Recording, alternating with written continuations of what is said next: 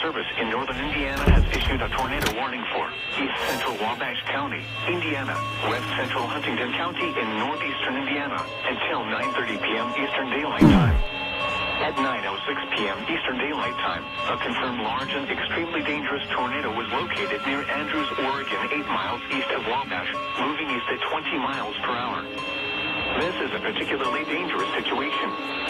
Take cover now. Hazard, damaging tornado. Source, radar confirmed tornado. Impact, you are in a life-threatening situation.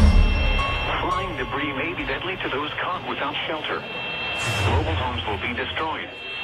Considerable damage to homes, businesses, and vehicles is likely, and complete destruction is possible. The tornado will be near Andrews around 9:15 p.m. Eastern Daylight Time.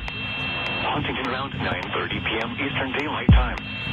To repeat, a large, extremely dangerous, and potentially deadly tornado is on the ground. To protect your life, take cover now. Move to a basement or an interior room on the lowest floor of a sturdy building. Avoid windows.